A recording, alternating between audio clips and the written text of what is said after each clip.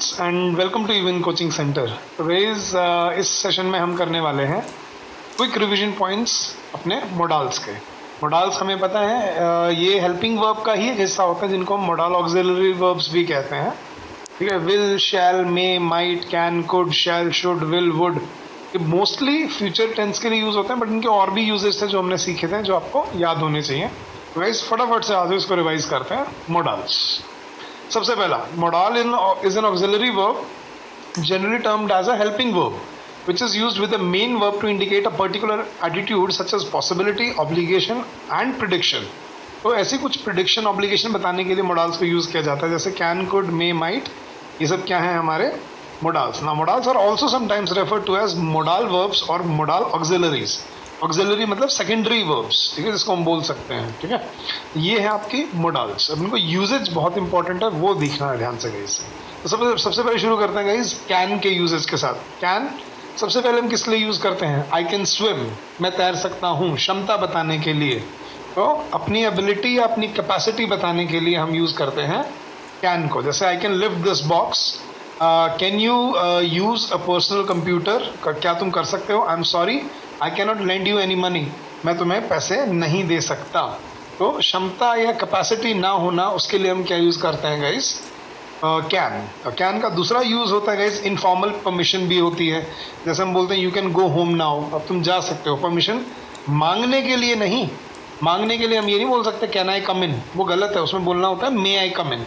ठीक है, लेकिन परमिशन देने के लिए आप कैन यूज कर सकते हो, येस यू कैन कम इन या yes you may come in. May can वहाँ दोनों यूज होते हैं। तो इनफॉर्मल परमिशन देने के लिए you can go home now और you can use any telephone whenever you like. तो परमिशन देने के लिए यूज होता है, मांगने के लिए नहीं। ठीक है, तो मेन तो अपनी एबिलिटी या कैपेसिटी बताना, और दूसरा कोई इनफॉर्मल परमिशन देना के लिए हम यूज करते हैं कैन को। अब चलते हैं इसके काउंटर पार्ट पे गए। तो सबसे पहले तो ये क्या है, past form of can he क्या होती थी? कुड। तो सबसे पहले कोई भी पास्ट की एबिलिटी या कैपेसिटी बतानी हो, जैसे we couldn't get the tickets, हमें नहीं मिल पाए, या I could swim across the lake when I was young, जब मैं छोटा था तो मैं इस लेक के इस पार से उस पार तक स्विम करके चला जाता था। तो कोई पास्ट की एबिलिटी या पास्ट की कैपेसिटी बताने के लिए हम यूज करते हैं कुड को। दूसरा, पॉसिबिलिटी इन द प्रेजेंट या फ्यूचर, अभी की प्रेजेंट में भी कोई पॉसिबिलिटी बताने के लिए हम यूज करते हैं। जैसे अगर कंडीशनल सेंटेंसेस वाली बात है ये, I could go there if you so desire, मैं वहाँ चला जाता हूँ अगर तुम्हारा इतना ही मन है तो। या I could get you a new book if you want one, ये मैंने कंडीशनल सेंटेंसेस में करवाया था। इफ के साथ ये ऐसे यूज हो सकता है कंडीशनल सेंटेंसेस में। If I could I would, याद है? तो if I could I would, अगर मैं कर सकता तो कर देता। तो ये कंडीशनल सेंटेंसेस वाला रूल है जो यहाँ बता रहा है। और तीसरा, पोलाइट रिक्वेस्ट के लिए हम यूज करते हैं कुड को। जैसे could you lend me some money, या could you post this letter for me, या could you pick me up, या could you drop me home. तो पोलाइट रिक्वेस्ट के लिए कुड को यूज किया जाता है। ठीक है, तो कोई बात जो पहले प्रेजेंट में जो कोई बात जो पहले बोली गई है कैन के साथ, अगर उसको रिपीट किया जाए तो वो भी कुड बन जाती है, पास्ट ऑफ कैन। जैसे मैंने बोला आई कैन डू दिस, थोड़ी देर बाद अगर मैं रिपीट करता हूँ तो मैं क्या बोलूँगा? ही told me that he can do this या ही कुड डू दिस, तब वो भी नरेशन के टाइम पे कुड बन जाता है। ठीक है गाइस, ये मैंने आपको मोडाल्स में ही समझा दिया था, सो दैट आपको आगे नरेशन में मुश्किल ना आए उस चीज़ की।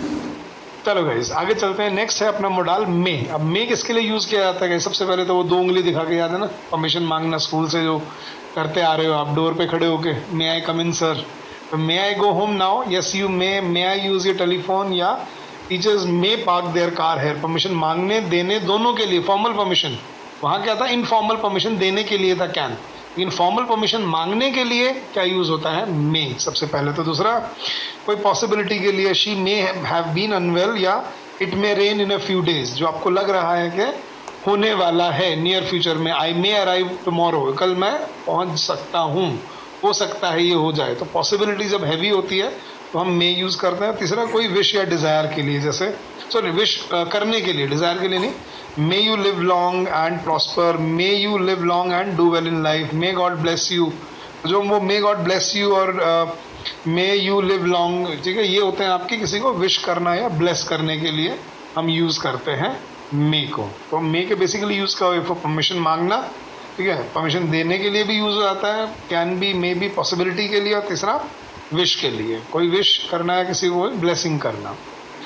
नेक्स्ट है फिर इसका counter part which is might. कोई भी पास्ट की पॉसिबिलिटी अगर आपको बतानी है, प्रेजेंट की पॉसिबिलिटी किससे थी, मे से, पास्ट में माइट से। जैसे you might have been robbed on the way, ठीक है, तुम रास्ते में तुम्हें लूट सकता था कोई, हो सकता था, पॉसिबिलिटी।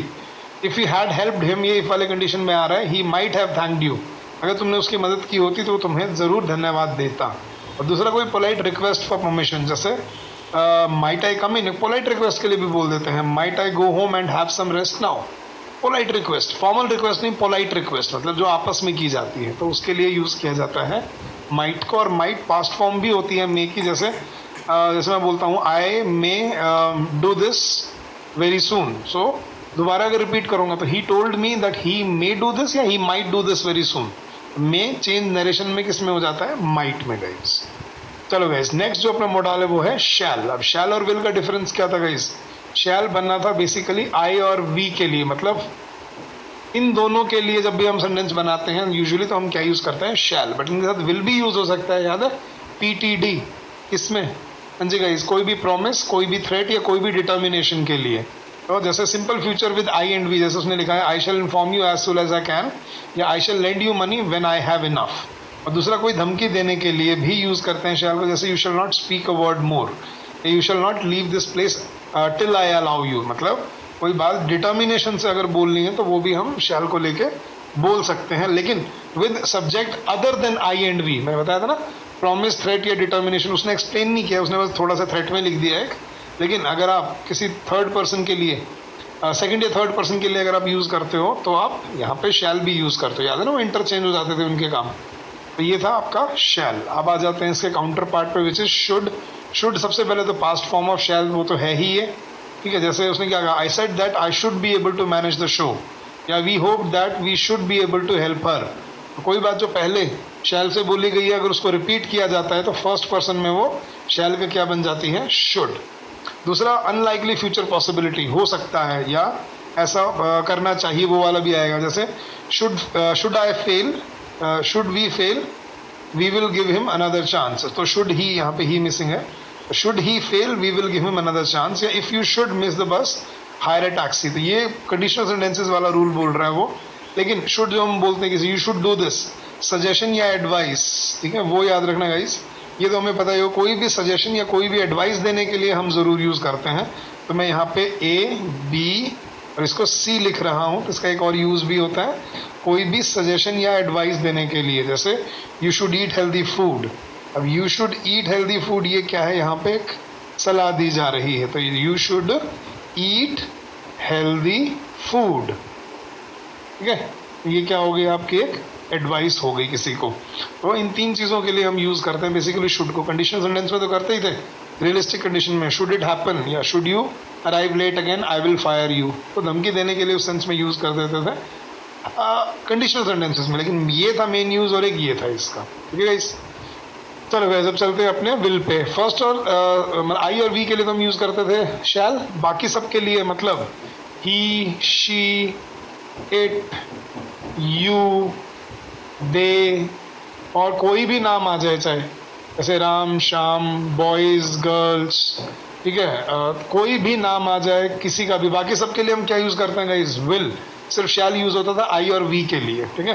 तो सबसे पहले स्ट्रॉन्ग इंटेंशन या प्रॉमिस या थ्रेट या एक्सपेक्टेशन बताने के लिए, जैसे I will not spare him even if the worst happens, या we will not let him escape so cheaply.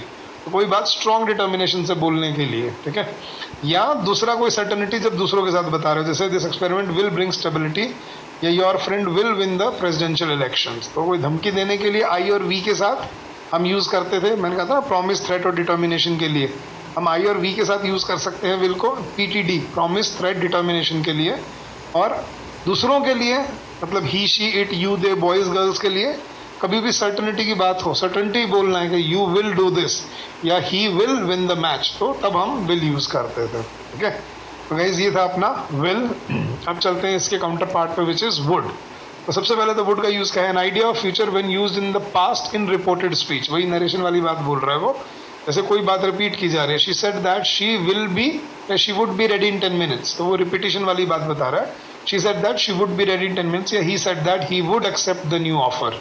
तो नरेशन में ये चीज़ यूज़ की जाती है, जब हम रिपीटेड सेंटेंस बोलते हैं तो विल नहीं वुड यूज़ किया जाता है विल की जगह, क्योंकि वो चेंज हो चुका है, नरेट हो चुका है। और दूसरा जो इसका यूज़ है वो क्या है guys, polite questions in the present, जैसे पोलाइट क्वेश्चन पूछने के लिए, पोलाइट रिक्वेस्ट करने के लिए, would you mind moving to the next chair, would you give her a helping hand, would you lend me some money. अगर आप informal किसी से कोई रिक्वेस्ट भी कर रहे हो तो भी हम यूज़ करते हैं वुड को, ठीक है। चलो गाइस, नेक्स्ट है अपना मोडाल मस्ट। मस्ट तीन चीज़ों के लिए यूज़ होता है। सबसे पहले तो कोई ड्यूटी, ऑब्लिगेशन या कंपल्शन बोलने के लिए, ड्यूटी है तुम्हारी, ये करना है तुम्हें, you must respect, we must respect our parents and teachers, या we must do whatever we can to help her, तो ये हमारी ड्यूटी हो गई या ऑब्लिगेशन हो गई। दूसरा कोई भी प्रोहिबिशन बताना हो कि भाई ये नहीं करना है, ठीक है, तो यू मसंट वॉक, ये मसंट होता है गाइस, ठीक है, you mustn't walk on the right side, या you must not park your car here, prohibition के लिए भी हम यूज़ करते हैं। तीसरा टू स्टेट द ऑब्वियस, कि जो काम आपको लग रहा है कि हो चुका है या ऐसा ही हुआ होगा, जैसे you must have drop the keys in school, के पक्का स्कूल में चाबी घूम करके आए होगे तुम, या she must have said something rude to you, उसने पक्का तुम्हें कुछ गलत बोला होगा तभी तुम्हारा मूड ऑफ है। तो जो आपको लग रहा है कि ये ऑब्वियसली हुआ होगा उसको स्टेट करने के लिए भी हम मस्ट को यूज़ करते हैं। जैसे it must have rain last night, the roads are so wet, it must have rain last night, इतने रोड इतने गीले पड़े हैं कि रात को पक्का क्या हुआ होगा, बारिश हुई होगी, ठीक है, पक्का तुम्हारा अलार्म नहीं बजा होगा, तो वो मस्ट से यूज़ किया जाता है गाइस। नेक्स्ट मॉडल है अपना गाइस ऑट टू। अब ऑट टू का पहला तो यूज़ होता है मॉरल ऑब्लिगेशन के लिए कि we ought to respect our elders, we must मतलब वो तो ज़रूरी है, ऑट टू मतलब हमें करना चाहिए, एक ऑब्लिगेशन हो जाती है, या you ought to help him in his hour of need, कि ज़रूरत के वक्त में तुम्हें उसकी मदद करनी चाहिए, ठीक है। और दूसरा है अपना लॉजिकल नेसेसिटी या एक्सपेक्टेशन, जैसे they ought to be here by now, अब तक उनको पहुंच जाना चाहिए था, या he ought to reach Amritsar by this time, अब तक तो उसे वहां तक पहुंच जाना चाहिए था, तो ये एक्सपेक्टेड नेसेसिटी एक्सपेक्टेशन के लिए हम बोल देते हैं कि ऐसे तो हो जाना चाहिए था, तो it ought to have, he ought to have done this by now, तो वैसे यूज़ करते हैं इसको। नेक्स्ट है अपना गाइज नीड। अब नीड और ऑट, नीड और मैंने आपको बता दिया इसमें कुछ गलतियां बनती है, देखना।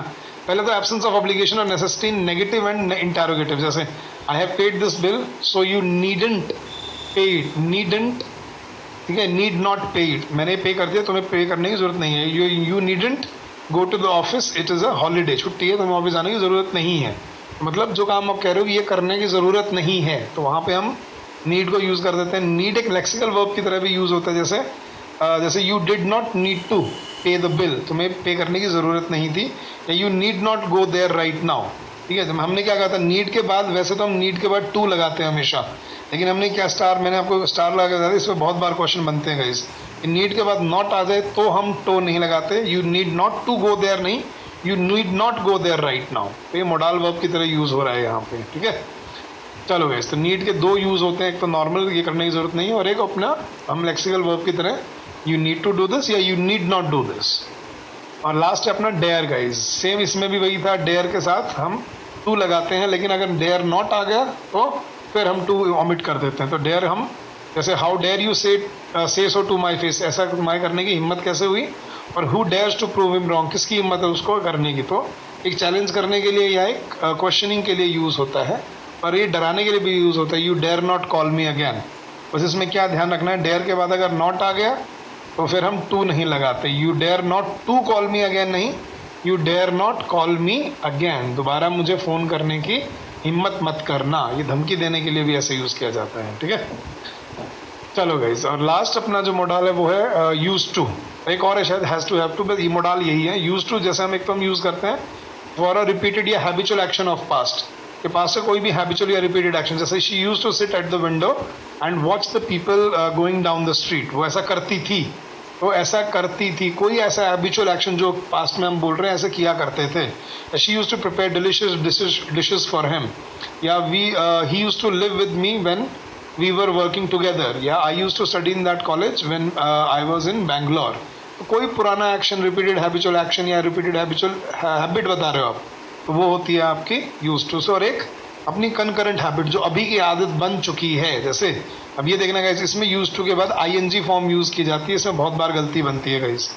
फॉर अ कनकरेंट हैबिट, जैसे I am use to hearing rumours now, मेरी अब अफवाह सुनने की आदत बन चुकी है, या she is use to working for long hours, ये आवर्स है guys, she is use to working for long hours, मतलब उसका बहुत लंबा वक्त तक काम करने की आदत बन चुकी है। यूज टू के बाद जब हम आईएनजी फॉर्म फर्स्ट फॉर्म लगाते हैं, ये होता है, ठीक है, कि हम पास्ट की बात कर रहे हैं, लेकिन जब हम आईएनजी फॉर्म लगाते हैं तो इसका मतलब ये आदत बन चुकी है, ये प्रेजेंट की कनकरेंट हैबिट बता रहे होते हैं हम अपनी, ठीक है। और लास्ट है अपना guys have to, has to या हैड टू, मतलब करना पड़ेगा या करना पड़ा, मतलब ये एक मजबूरी की तरह हो जाता है। जैसे I have to go there early tomorrow morning, have to के बाद गो, वर्ब की फर्स्ट फॉर्म, मुझे जाना पड़ेगा।